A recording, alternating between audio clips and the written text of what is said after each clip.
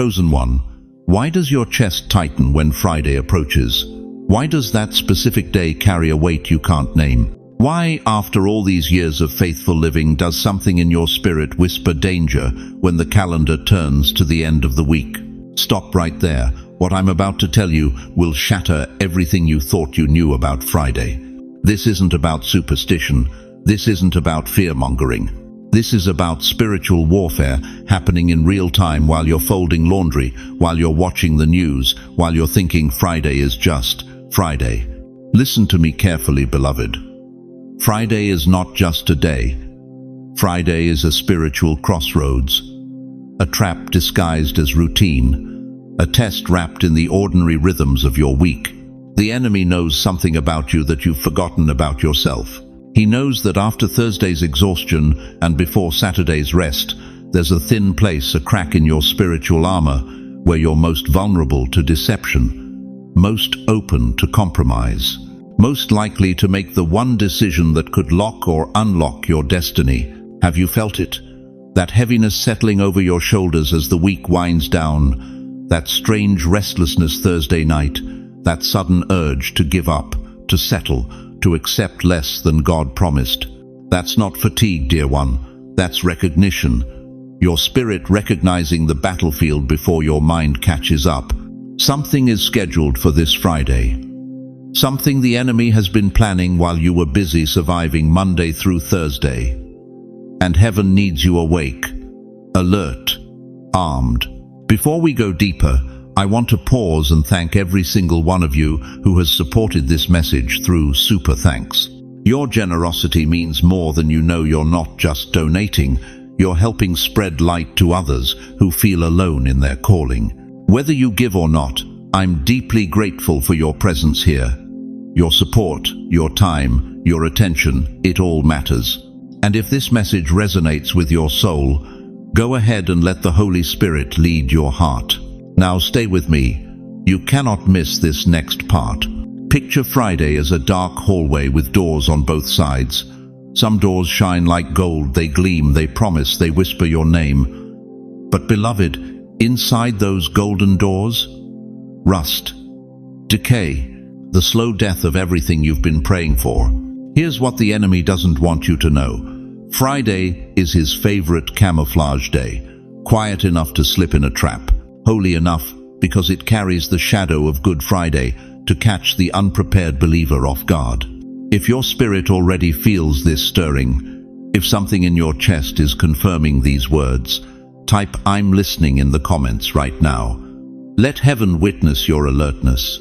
Let the angels take note that you're awake.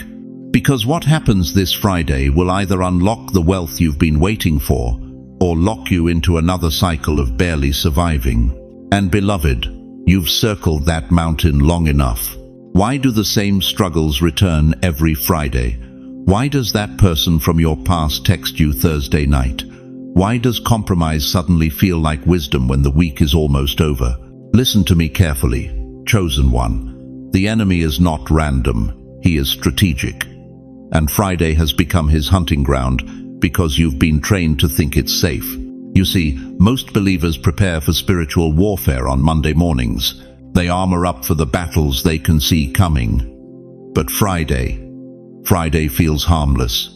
It's the day before rest, the day you let your guard down, the day you think you've made it through another week. That's exactly when the trap springs shut. Let me show you the 3 snares that tighten around God's chosen ones every single Friday. And beloved, if you've lived 70, 80, 90 years on this earth, you've felt every one of them. You just didn't know what you were feeling. The first trap is the trap of familiarity. Something old returns. An ex-spouse who suddenly needs to talk.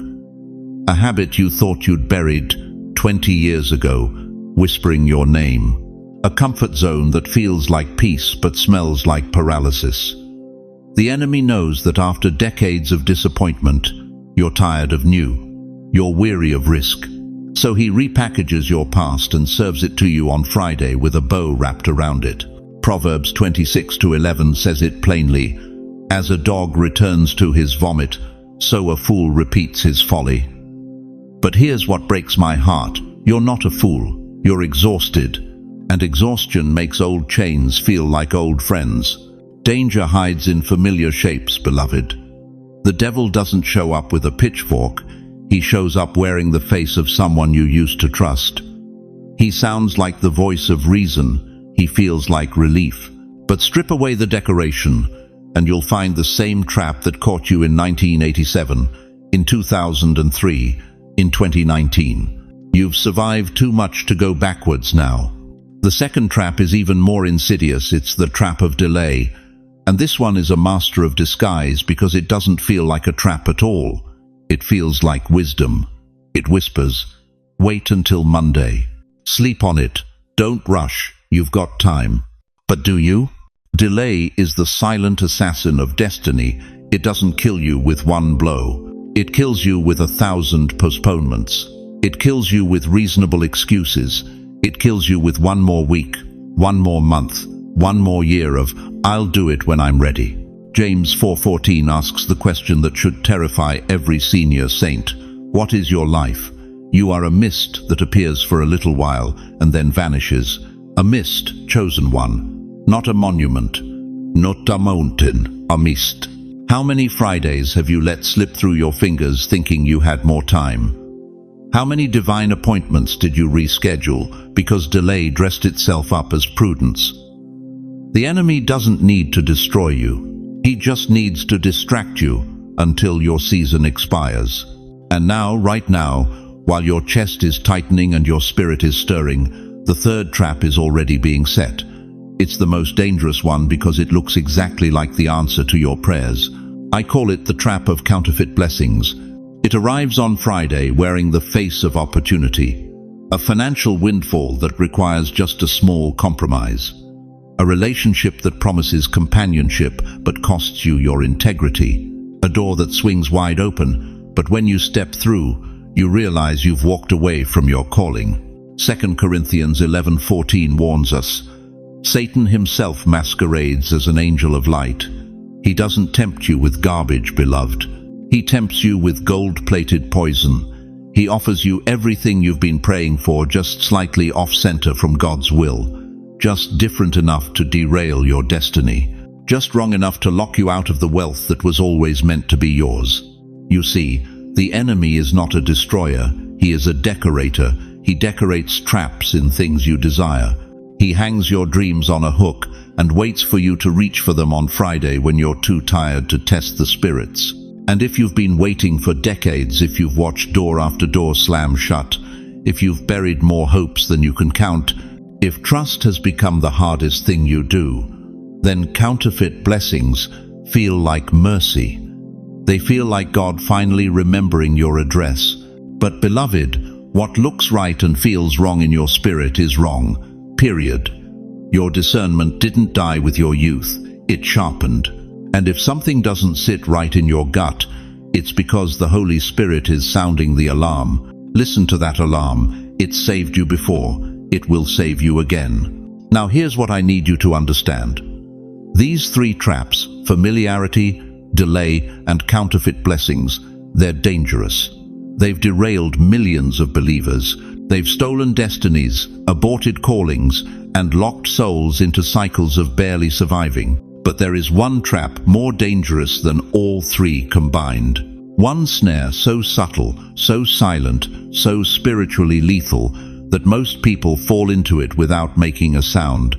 It doesn't announce itself. It doesn't feel like a trap. It feels like nothing. And that's exactly why it works. I'll reveal it in the next part. Don't move. Don't scroll. Don't convince yourself you'll come back later, because that's the trap talking. If you're recognizing these snares in your own life, if you felt the pull of familiarity, the whisper of delay, the shine of counterfeit blessings, write this in the comments right now. I refuse the trap. Say it out loud. Let heaven hear you. Let the enemy know you're awake. Because what I'm about to show you next will determine whether Friday becomes your breakthrough or your breaking point. Now listen to me very carefully, chosen one. What I'm about to reveal will explain every Friday you've ever struggled through and didn't understand why. Friday isn't random. It's strategic. It's the day heaven pauses your timeline, leans in closer, and watches what you do when you think nobody's looking. You see, the enemy has studied you for decades. He knows your patterns. He knows that by Friday, you're tired, your guard is down, your faith feels heavy, your prayers feel routine. And right there, right in that space between exhaustion and the weekend, that's where the test appears. But here's what most believers miss. This isn't punishment, dear one. This is measurement. Heaven is measuring the weight of your character against the weight of your calling. And the scale, it tips on Friday. Think about this. Every major figure in Scripture faced their defining test right before their greatest elevation. Abraham with Isaac on Mount Moriah. Joseph in Potiphar's house when temptation came, dressed as opportunity. Moses at the Red Sea when logic screamed, turn back, but God whispered, move forward. David in that cave with Saul sleeping 3 feet away, the enemy's neck exposed, revenge within reach. Every chosen one faces this test before elevation. But here's where it cuts deep. The test isn't about what you know. You know the Bible. You know the promises. You've memorized the verses, attended the services, paid your tithes for 50, 60, 70 years. Heaven isn't questioning your knowledge. The test is about what you will choose. Will you choose patience when your body is screaming for resolution? Will you choose faith when your bank account is screaming mathematics? Will you choose forgiveness when your heart is screaming justice? Will you choose obedience when your flesh is screaming impulse? That's the Friday test. And beloved, you've lived long enough to know the difference between noise and truth. Heaven trusts the maturity in your years. That's why you're being tested at this level. Shallow believers get shallow tests. But you've been marked for something deeper. Something that requires the kind of character only decades of walking with God can build. Let me show you something in Scripture that will shake you. 1 Corinthians 10:13 says, there hath no temptation taken you but such as is common to man. But God is faithful, who will not suffer you to be tempted above that ye are able, but will with the temptation also make a way to escape, that ye may be able to bear it. Did you catch that? God will not allow you to be tested beyond what you can bear, which means if Friday feels impossibly heavy right now, if the weight of this test feels like it's crushing your chest, it's not because you're weak, it's because you're strong enough to carry what's coming next. Heaven doesn't waste hard tests on people who aren't ready for high assignments. But here's the part that should wake you up in the middle of the night. The test always comes disguised as something ordinary, a phone call that triggers old anger, a financial opportunity that requires compromise, a conversation that tempts you to gossip, a moment of loneliness that whispers, just this once. Lower your standards. It never announces itself. It never says, hello, I'm your defining test. It slips into your Friday wearing the mask of normalcy. And that's precisely why so many miss it. They're waiting for the burning bush when God is testing them in the grocery store checkout line. They're expecting the voice from heaven when God is measuring them in how they respond to their ungrateful adult child. They're looking for the pillar of fire when God is watching how they handle the quiet disappointment of another unanswered prayer. James 1:12 declares, blessed is the man that endureth temptation, for when he is tried, he shall receive the crown of life, which the Lord hath promised to them that love him. When he is tried, not if, when. The crown comes after the test. The wealth comes after the trial. The breakthrough comes after you've proven you can be trusted with what you've been asking for. You want to know why that financial blessing hasn't manifested yet? Why that promise from 3 years ago still feels distant? Why the doors you've been praying would open remain closed? Because heaven is still watching how you move when nobody's applauding, when nobody's encouraging you, when nobody sees your faithfulness except the one who matters most. Your Friday test isn't about surviving another day. It's about proving you can carry the crown without letting it corrupt your character. It's about demonstrating you can handle wealth without losing your worship. It's about showing God that elevation won't change your integrity. And here's the urgency you need to feel in your bones right now. This Friday, the one coming in just days, it carries weight, prophetic weight. The kind of weight that determines whether you step into the next level or repeat this cycle for another year. Heaven is watching how you move.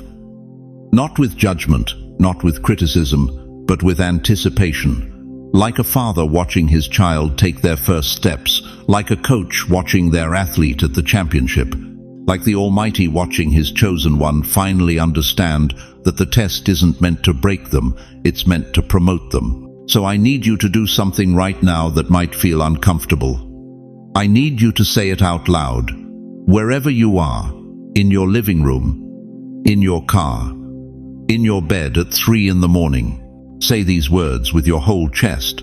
I choose obedience, not impulse. Say it again, louder. I choose obedience, not impulse. Because, beloved, when Friday comes and the test appears wearing its ordinary disguise, those words will be the difference between blessing and breakthrough, between another year of waiting and the sudden release of everything heaven has been holding in reserve.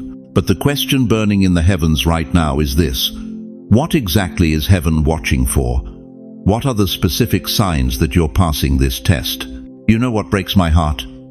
It's not the believers who are fighting and losing. It's the believers who've stopped fighting altogether because they think they've already won. Listen to me carefully.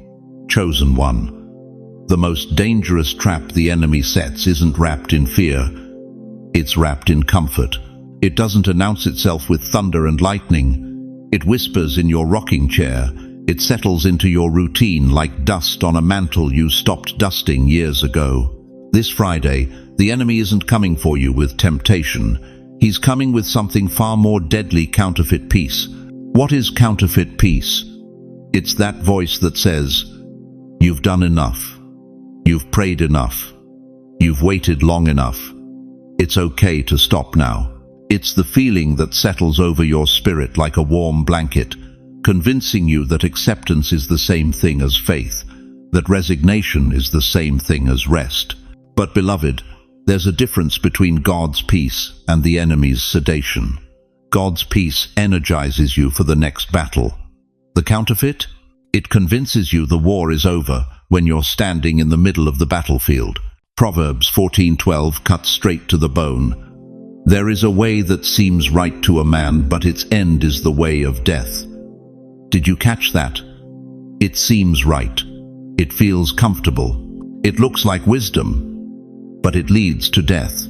How many of you right now, be honest with yourself, how many of you have made peace with things God never told you to accept?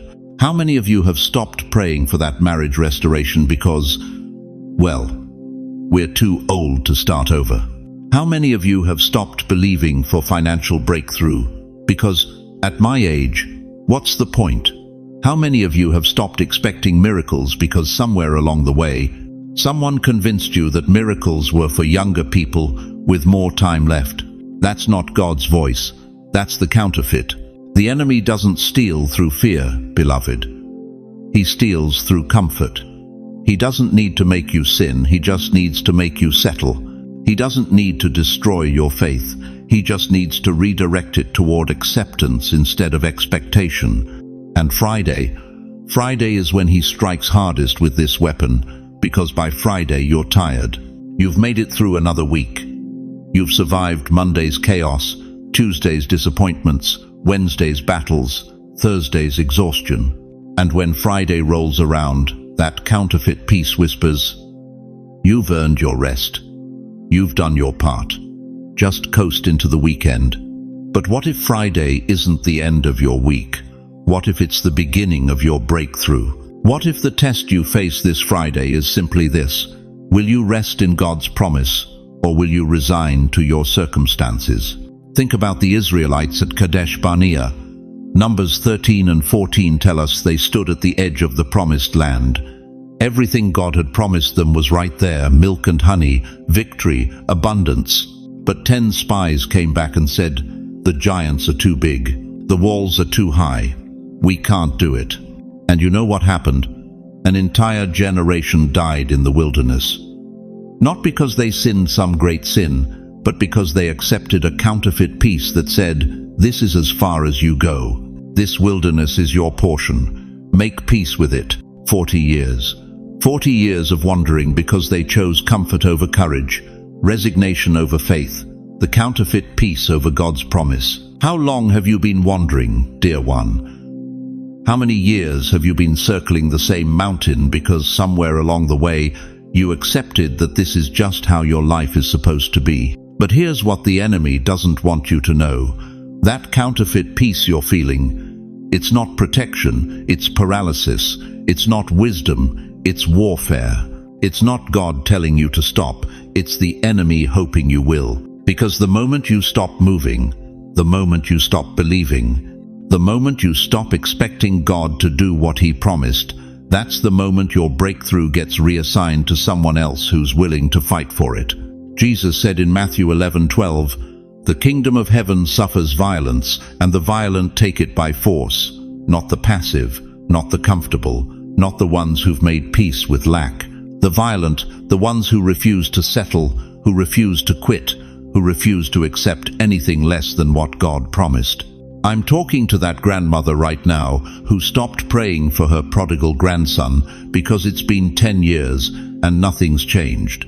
I'm talking to that grandfather who stopped believing God could restore his health because the doctors gave him a timeline. I'm talking to every senior saint who has been lulled into spiritual sleep by the enemy's lullaby of, "You've done enough. You haven't done enough until you've received everything God promised. And if you haven't received it yet, it's not because God forgot, it's because the enemy is hoping you will." Counterfeit peace tells you, "You have time." But heaven whispers, "Move now." Counterfeit peace says, "It's okay to slow down." But your destiny says, "Speed up, you're closer than you've ever been." Counterfeit peace promises rest, but it delivers regret. A trap wrapped in silence is still a trap. And this Friday, that trap is set specifically for you. The question is, will you recognize it before you step into it? Because if the counterfeit peace controls Friday, beloved, you need to understand what actually controls breakthrough. And that's what I'm about to reveal to you next. Stay with me, you cannot afford to miss what's coming in the next section. Now listen to me carefully, chosen one, because what I'm about to tell you will demolish every lie you've believed about money, provision, and why wealth has been running from you instead of running toward you. You've been praying for breakthrough, you've been fasting for favor, you've been tithing faithfully while your bank account stays empty. And somewhere deep in your spirit, you've started to wonder if God even sees your struggle, if He cares that you're 73 years old and still counting pennies at the grocery store, if He knows that you lie awake at 3 a.m. doing math that never adds up. But here's the truth that's going to shatter your poverty mindset forever. Wealth does not respond to need. It responds to obedience. Read that again. Let it sink into the marrow of your bones. Wealth does not respond to need. It responds to obedience. You see, beloved, the enemy has convinced you that if you just pray harder, if you just have more faith, if you just wait longer, provision will come. But that's only half the equation. God is not impressed by your desperation. He's activated by your obedience. Think about the widow in 1 Kings chapter 17. Her son was dying, her flour jar was empty, her oil was gone. She was down to her last meal before starvation would take them both. Need? She had need in abundance. Desperation? It was suffocating her. But when Elijah showed up and asked her to make him a cake first, before feeding her dying son, what did she do? She obeyed. Not because it made sense. Not because she felt like it. Not because her circumstances looked promising. She obeyed because somewhere in her weary spirit, she understood something most believers miss. When you move, heaven moves with you. That widow took the flour she didn't have, mixed the oil that was already gone, baked the bread that should have been impossible. And 1 Kings 17:15 tells us what happened next. She went away and did as Elijah had told her. So there was food every day for Elijah and for the woman and her family. For the jar of flour was not used up, and the jug of oil did not run dry, in keeping with the word of the Lord. The flour didn't multiply when she prayed about it. It multiplied when she moved on it. Chosen one, how many years have you been praying for provision while sitting still? How many decades have you been asking God to open financial doors while refusing to turn the handle He's already unlocked? How long are you going to confuse waiting on God with disobeying God? Because here's what heaven has been trying to tell you. Obedience itself creates the miracle, not your desperation, not your worthiness, not your perfect theology. Your obedience. Your willingness to move when God says move, even when your knees are weak and your bank account is empty and everyone around you says you're too old to start something new. Let me tell you what happens on the other side of obedience. Let me paint you a picture of what Friday becomes when you pass the test instead of falling into the trap. When you pass the Friday test, when you choose obedience over comfort, when you move despite your fear, something shifts in the spiritual realm. It's not just that doors open, it's that wealth stops avoiding you and starts chasing you. Think about Abraham. Genesis 12 verse 1 says, "The Lord had said to Abram, 'Go from your country, your people and your father's household to a land I will show you.'" God didn't give him a map, didn't promise him comfort, just said go.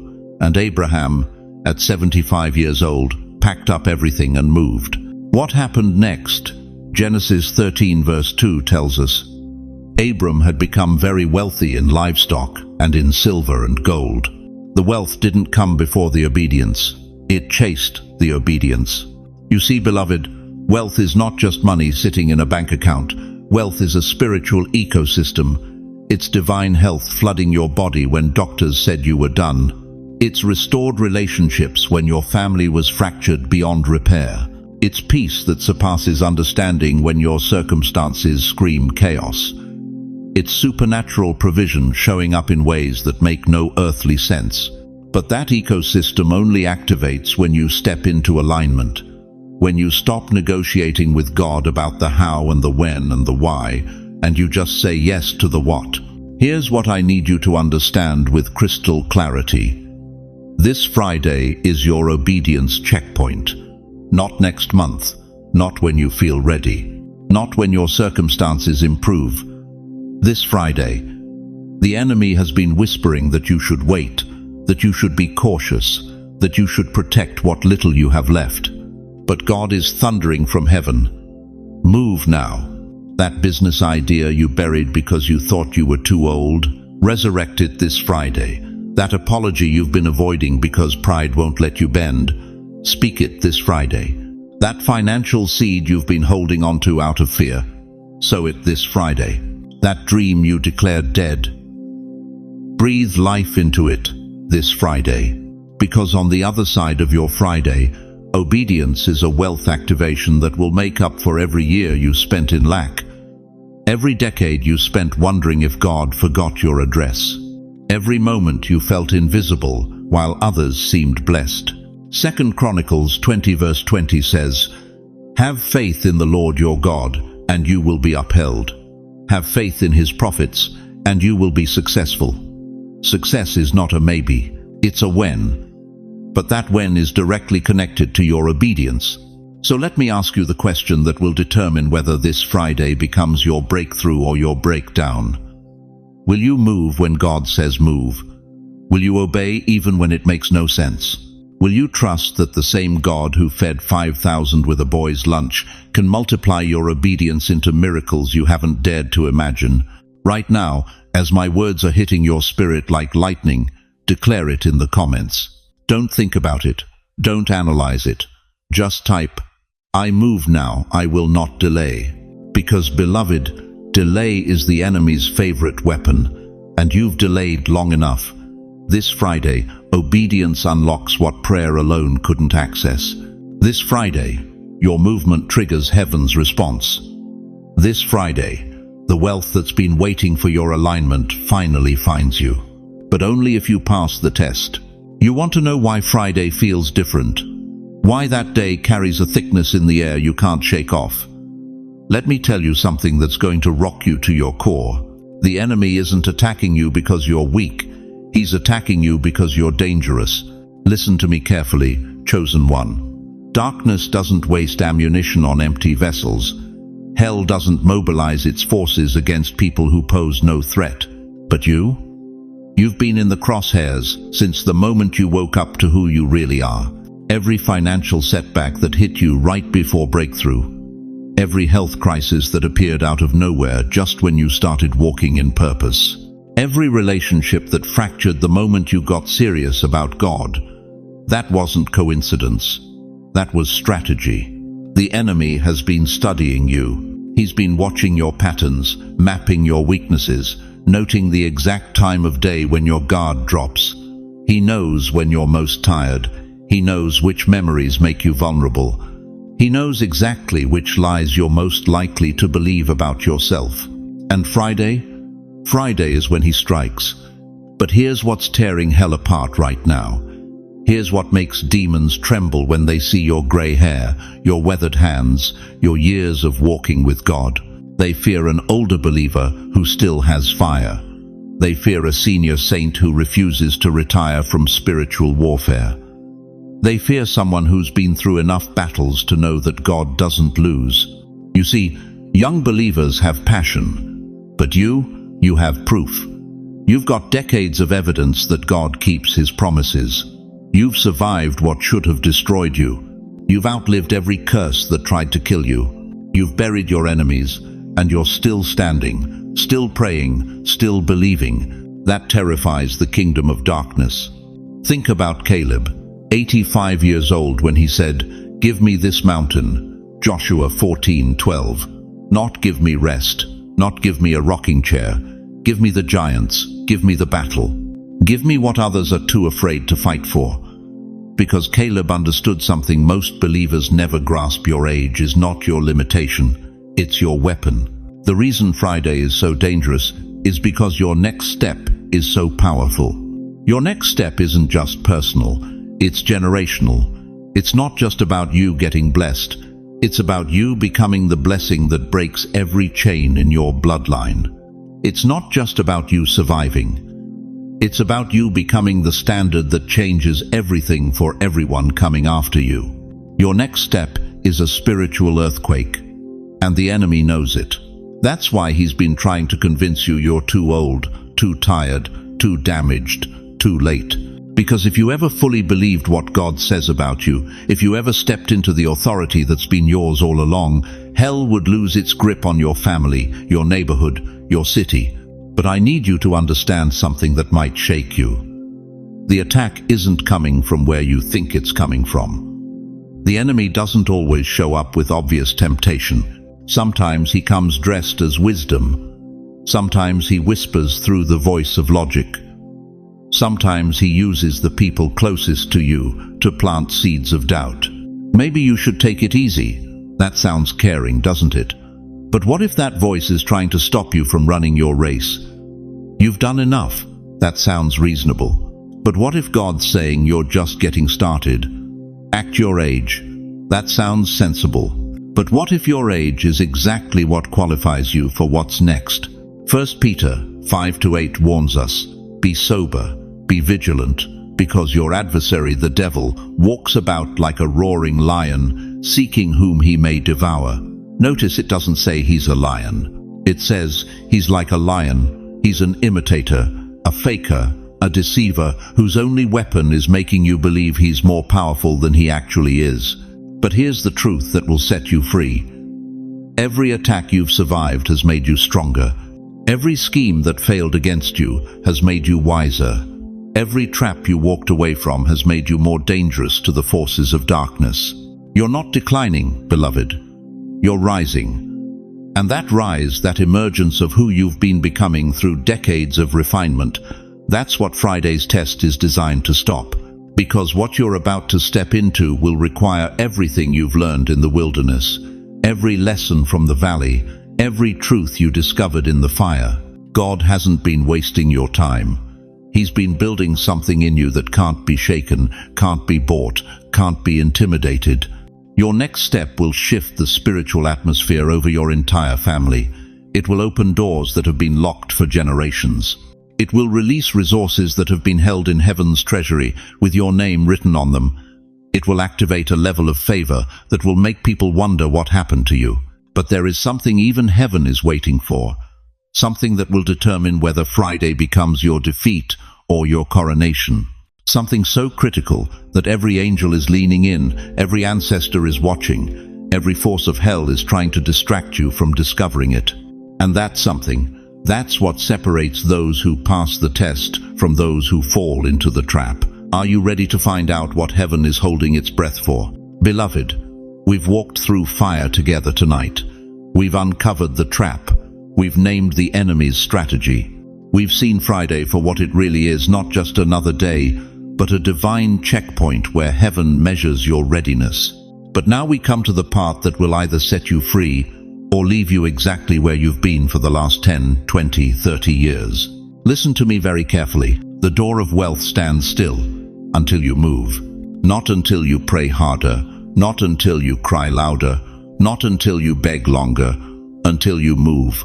You see, there's a story buried in the book of Joshua that most preachers skip over because it makes us uncomfortable. Joshua chapter 3 verse 13. The children of Israel are standing at the edge of the Jordan River. The promised land is right there, so close they can see the trees, smell the fruit, touch the dream with their eyes. But between them and everything God promised, a raging river at flood stage. God gives Joshua an instruction that makes no earthly sense. He says, "Tell the priests to step into the water, not stand near it, not pray beside it, not wait for it to part first. Step into it." And here's what breaks my heart. Here's what keeps me awake at night praying for people just like you. The water didn't part when they prayed. The water didn't part when they worshipped. The water didn't part when they believed. The water parted when their feet got wet, when they moved. Do you understand what God is saying to you right now, chosen one? Heaven is not measuring your prayers this Friday. Heaven is measuring your posture, your willingness, your readiness to step into the river before you see the miracle. Because here's the secret the enemy has been hiding from you for decades. Wealth, real wealth, kingdom wealth, generational wealth. It's not locked behind your lack of faith. It's locked behind your lack of movement. You've been standing at the edge of your Jordan River your entire life, praying at the edge, believing at the edge, hoping at the edge. But beloved, the edge is not the inheritance. The other side is. Think about this for a moment.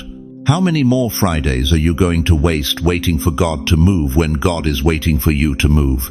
How many more years are you going to spend begging for breakthrough when the breakthrough is waiting on the other side of your obedience? I need you to feel the weight of what I'm about to say. Friday is not testing your wallet. Friday is not testing your bank account. Friday is not even testing your faith. Friday is testing your willingness. Your willingness to stop playing it safe. Your willingness to stop waiting for perfect conditions. Your willingness to put your foot in the water while it's still raging. You know what kills me? It's watching seniors, beautiful, faithful, praying seniors, sit in the same financial prison for 40 years because they've been taught that movement is presumption, that stepping forward is arrogance, that getting your feet wet is getting ahead of God. That's a lie straight from hell. The Bible says in James 2 verse 17, "Faith without works is dead, not incomplete, not imperfect, dead, a corpse, a body without breath." Your faith has been lying in a tomb, dear one. And God is standing at the entrance saying the same thing. He said to Lazarus, "Come forth." But Lazarus had to move. Even dead, he had to respond. Even wrapped in grave clothes, he had to shuffle toward the voice. Even after 4 days of decay, he had to choose movement over comfort. This Friday, this coming Friday, you're going to face a moment, a test, a door. It might look like a financial decision. It might look like a conversation you've been avoiding. It might look like a step of obedience that makes absolutely no logical sense. And in that moment, you're going to feel fear. You're going to hear the voice of doubt. You're going to want to pull back, pray more, wait longer. But I'm telling you right now, as someone who's walked with God for decades, as someone who's seen miracle after miracle after miracle, that moment is not your obstacle. That moment is your open door. The wealth you've been praying for, it's standing on the other side of that door. The breakthrough you've been crying for, it's waiting in the waters of your obedience. The abundance you've been believing for, it's locked behind your willingness to move when movement feels dangerous. Proverbs 3 verses 5 and 6. Trust in the Lord with all your heart, and lean not on your own understanding. In all your ways acknowledge him, and he shall direct your paths. Not he might direct, not he could direct, he shall direct, but only in the ways where you're actually moving. God doesn't direct parked cars, beloved. He directs moving vessels. So here's what I need you to do right now, right where you're sitting.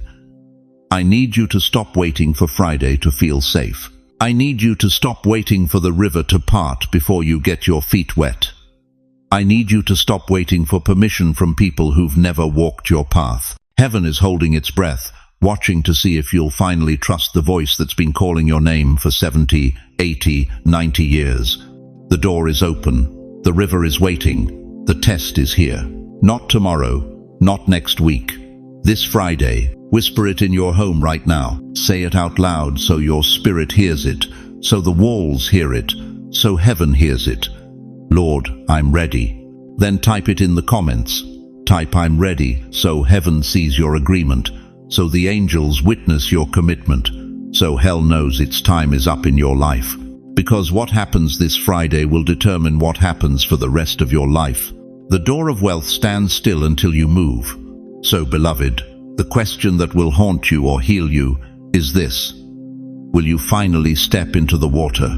You know what nobody tells you about spiritual warfare? They tell you about the battle. They tell you about the test. They tell you to hold on, stand firm, resist the enemy. But what they don't tell you, what the church has been too afraid to speak out loud, is what happens in the unseen realm the moment you pass. Listen to me carefully, chosen one. When you refuse the bait on Friday, when you see through the golden door and walk past it, when you choose obedience over comfort, faith over fear, patience over panic, something seismic happens in the spirit world. The enemy doesn't just walk away disappointed. He panics. Let me show you something that will change how you see every spiritual victory for the rest of your life. In Daniel chapter 10, the prophet fasted and prayed for 21 days. 21 days of heaven's silence. But then the angel finally appears and says something that should make your hair stand on end. From the first day that you set your mind to gain understanding and to humble yourself before your God, your words were heard, and I have come in response to them. But the prince of the Persian kingdom resisted me 21 days. Do you understand what this means? The moment Daniel prayed, hell mobilized. The instant he made his decision, darkness went to war. His obedience didn't create peace, it created panic in the enemy's camp.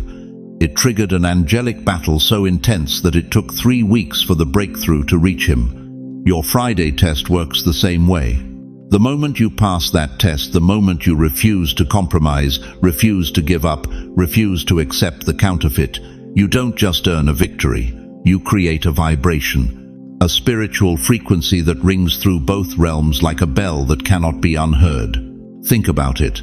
When you step on sacred ground, the earth recognizes your feet. When you speak with heaven's authority, darkness has no choice but to acknowledge the sound. Your obedience on Friday doesn't whisper, it thunders. And every demonic principality assigned to your destruction hears it and knows exactly what it means. It means their time is running out. You see, the enemy has been studying you. 1 Peter 5-8 warns us, your enemy the devil prowls around like a roaring lion looking for someone to devour. That word prowls in the original Greek means to walk about, to observe, to study patterns. He's been watching how you react on Mondays. He's noted your weakness on Wednesdays. He's calculated your breaking point by Thursday night, and he's scheduled Friday as your final breaking point before breakthrough. But when you don't break, when you stand instead of falling, when you worship instead of worrying, when you declare God's promises instead of accepting defeat, hell goes into emergency mode. Because your victory on Friday isn't just about you anymore. It's about every generational curse that was supposed to continue through you, but now has to end.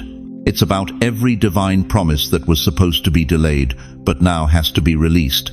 It's about every person connected to your bloodline who was supposed to stay bound, but now has to be set free. Your one act of obedience just destroyed years of demonic strategy.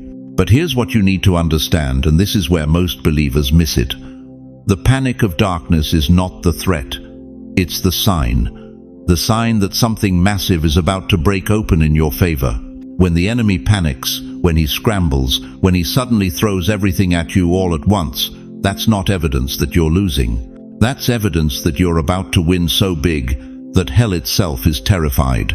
Job 41 describes Leviathan, this ancient symbol of chaos and darkness. Verse 25 says, "When it rises up, the mighty are terrified. They retreat before its thrashing." But look at what happens next. God asks Job, "Can you pull in Leviathan with a fishhook?" The answer, in God's hands, yes. What looks invincible to you is already defeated in him. Right now, in the hours after you passed Friday's test, the enemy is thrashing.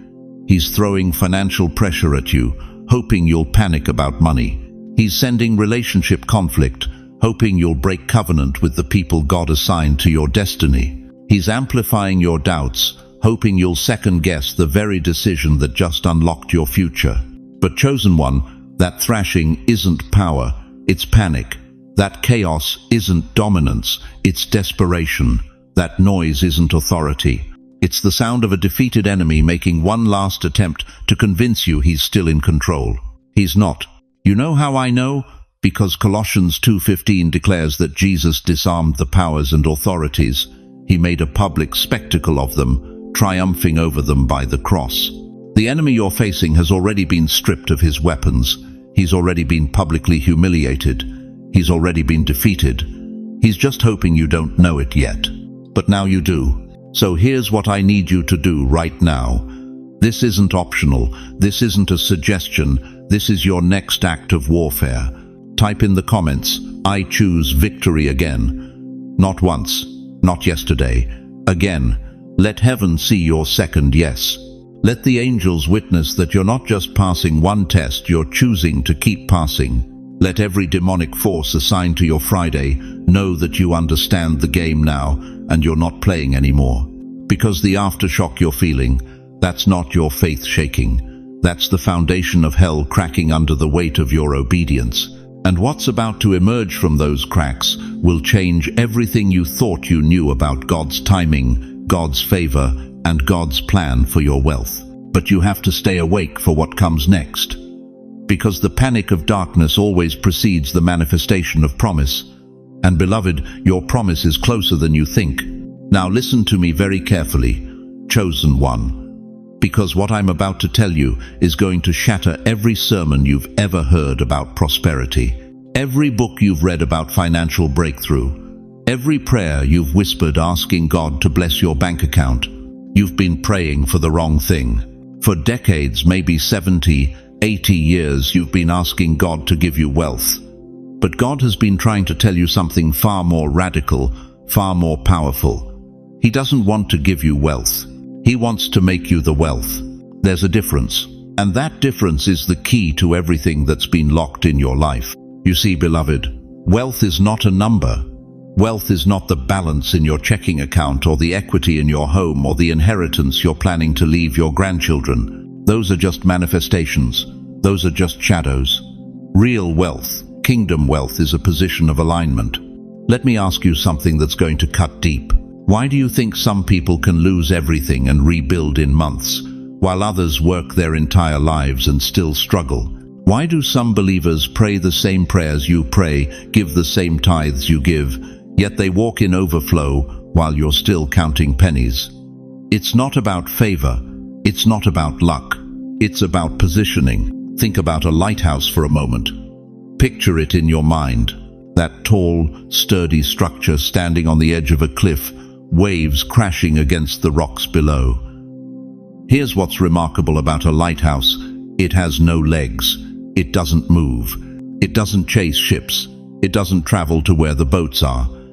Yet every captain for miles around depends on it, trusts it, follows it. Why? Because of where it stands. The lighthouse's power isn't in what it holds. It's in where it stands. And you, dear one, you've been trying to chase wealth when God has been trying to position you to become it. Now I know what some of you are thinking. I'm too old for this. I'm 75 years old. I'm 83. My positioning days are over. But that's exactly the lie the enemy wants you to believe. Because here's what hell doesn't want you to know: you're not getting older, you're getting positioned. Every gray hair on your head is a mark of authority. Every wrinkle on your face is a map of wisdom. Every year you've survived is proof that you carry something the younger generation desperately needs but cannot manufacture: generational authority. The Bible says in Proverbs 16:31, "Gray hair is a crown of glory. It is gained in a righteous life." Not was a crown, is present tense.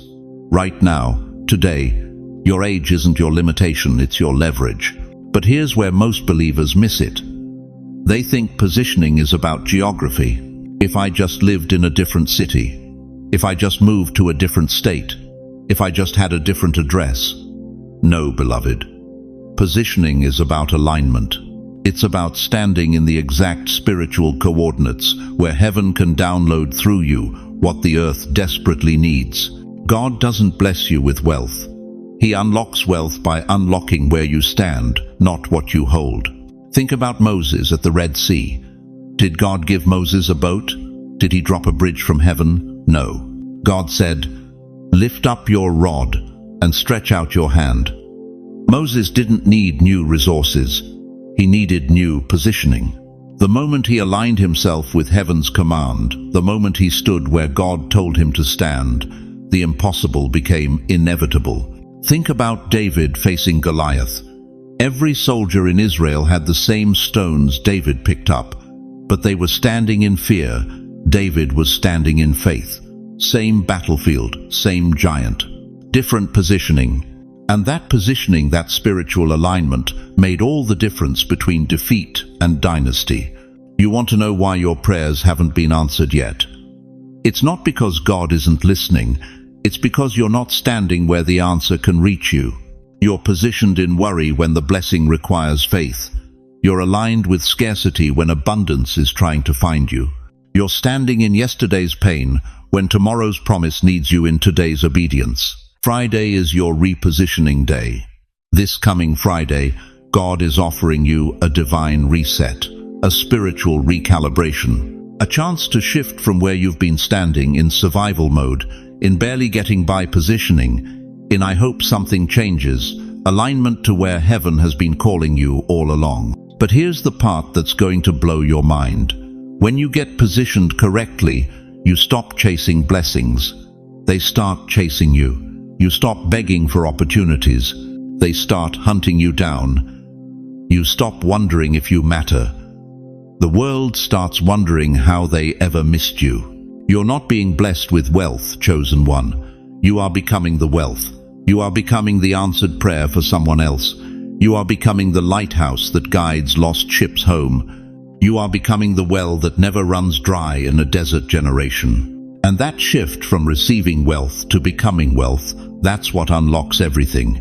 So let me ask you the question that will determine your Friday. The question that will determine whether you pass this test or repeat another cycle. Are you ready to stop asking God to give you more and start asking Him to position you correctly? If your spirit is ready for this shift, if something in your chest is saying, "Yes, Lord, I'm ready to be positioned," then write it in the comments right now. Write, "Lord, position me." Not as a wish, not as a hope, as a declaration that you're done chasing and you're ready to be planted. Because what God is about to do through your positioning will make everything He's withheld up until now make perfect sense. But the question burning in heaven right now is this: will you trust him enough to move you? Now listen to me carefully, chosen one, because what I'm about to reveal is going to shake you to your core. You think the battle is over when you pass the test. You think the enemy retreats when you make it through Friday. That's exactly what he wants you to believe. The enemy doesn't attack your faith anymore. He's learned that's a losing battle with warriors like you. No, beloved. He attacks something far more subtle, far more deadly. He attacks your focus. Think about what happens the moment you survive a spiritual battle, the moment you make it through that Friday crossroads, the moment you choose obedience over compromise. What comes next? Not celebration, not breakthrough, not the wealth you were promised. What comes is fog. A strange, creeping fog that settles over your mind like morning mist over Central Park. And in that fog, everything feels off. Suddenly you're thinking about people who hurt you 20 years ago.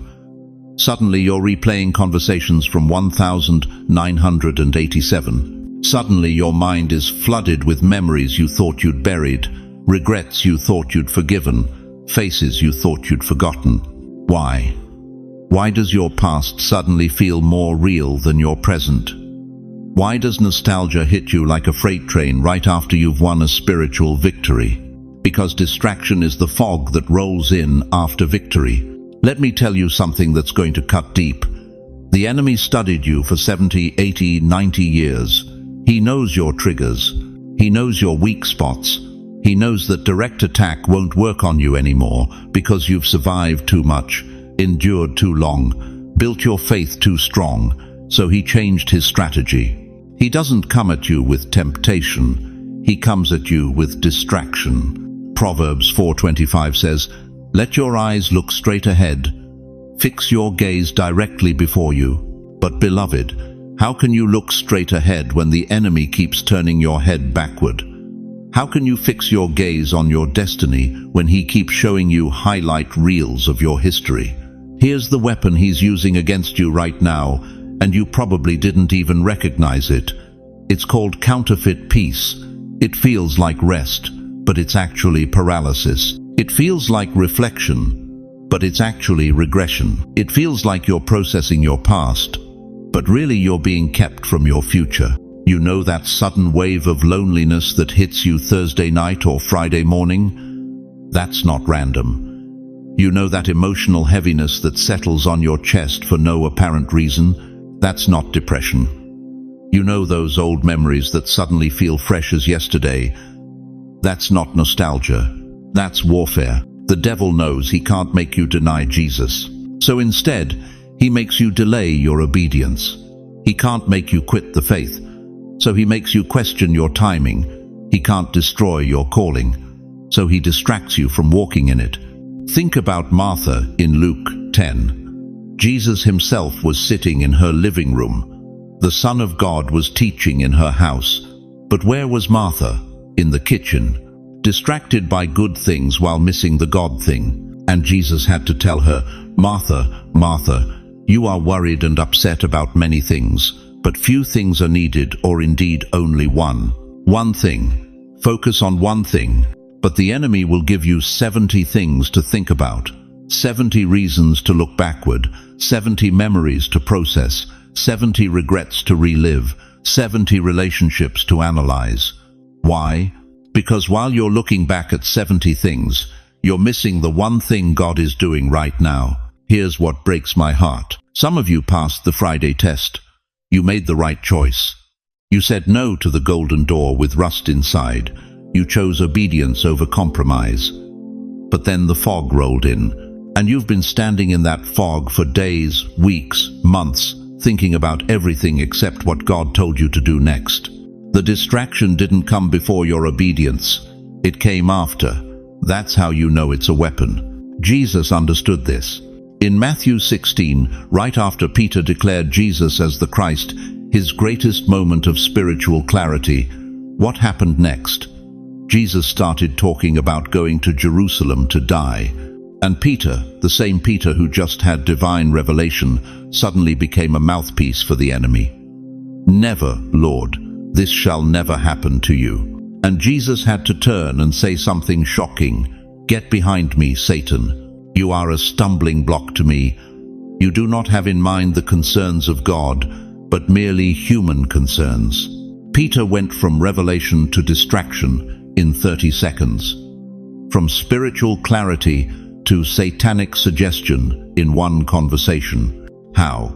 Because the enemy knows that the most dangerous time for a believer is right after they hear from God. That's when he sends the fog. That's when he floods your mind with everything except what God just said. But here's what you need to understand, beloved. If distraction is the fog, something sacred is hidden inside that fog. Something so valuable, so powerful, so destiny-altering that the enemy had to create an entire smokescreen to keep you from seeing it. Your next level is in that fog. Your breakthrough is in that fog. Your wealth is in that fog. But you'll never reach it if you keep stopping to examine every memory, every regret, every what-if that floats by. The Apostle Paul knew this battle. Philippians 3:13-14 became his warfare strategy. Forgetting what is behind and straining toward what is ahead, I press on toward the goal to win the prize for which God has called me heavenward in Christ Jesus. Forgetting, straining, pressing. Those aren't passive words. Those are combat words. Paul understood that moving forward required violent intentionality because the enemy's entire strategy was to keep him looking backward. So let me ask you something that's going to determine everything. What are you focused on right now, right this moment? Is it the promise God spoke over your life, or is it the pain someone caused you in 1995? Is it the wealth that's trying to break through, or is it the regret about choices you made 40 years ago? Because I'm telling you right now, your focus is the battlefield, and whoever controls your focus controls your future. Say it with me right now. Don't just think it. Speak it out loud wherever you are. My focus is protected. Say it again. My focus is protected. Because, beloved, if the enemy has to work this hard to distract you, then what you're about to walk into must be worth fighting for. But the question burning in heaven right now is this: will you keep wandering in the fog of yesterday, or will you push through to the breakthrough of tomorrow? Chosen one, as we come to the end of this sacred moment together, I need you to remember 3 things that will anchor your soul in the days ahead. First, Friday is not just another day. It's a spiritual crossroads where your choices unlock or lock your destiny. Second, the enemy's greatest weapon isn't temptation, it's distraction, the fog that rolls in after your obedience to keep you from your breakthrough. And third, your focus is your most valuable spiritual asset. Protect it like your life depends on it. Because, beloved, it does. But hear me clearly. You are not walking this path alone. Right now, at this very moment, the God who parted the Red Sea is working behind the scenes of your life. He's moving obstacles you can't see. He's opening doors you haven't found yet. He's orchestrating breakthrough you can't even imagine. And beyond that, you have a community right here, thousands of brothers and sisters who understand your struggle, who fought the same battles, who are ready to stand with you in prayer. So let me ask you this. Now that you know Friday is a test, now that you recognize distraction as warfare, what will you do differently when this week ends? How will you protect your focus? How will you guard the wealth that's trying to break through? Before you go, let me pray over you. Wherever you are right now, I want you to close your eyes and feel these words settle into your spirit like healing oil. Heavenly Father, I lift up every precious soul who has stayed with me through this message. Lord, you see their hearts, you know their struggles. You've counted every tear they've cried in secret. Father, I pray that you would place your hand on their shoulders right now and let them feel your presence. Remove every distraction that's been stealing their focus. Break every cycle of nostalgia and regret that's been keeping them bound to their past. Open their eyes to see the doors you're opening, the wealth you're releasing, the breakthrough that's already in motion. Give them supernatural discernment this Friday and every Friday after. Protect their minds from the enemy's fog Strengthen their resolve, sharpen their focus, and Lord, let them walk into the fullness of everything you've promised them. In Jesus' mighty name, Amen. Now, I want to hear from you. Drop a comment below and tell us what God spoke to your heart today. What revelation hit you? What are you believing Him for? Ask for prayer. This community will surround you with intercession. And please, share this message with someone who needs to hear it.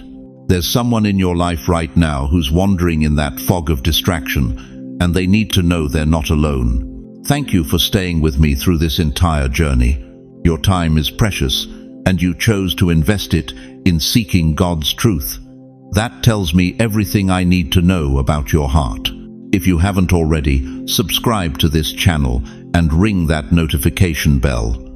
We're building something powerful here, a family of chosen ones who refuse to be distracted from their destiny. You are seen, you are loved, and you are never, ever alone. Go in peace, go in power, and go with your focus protected.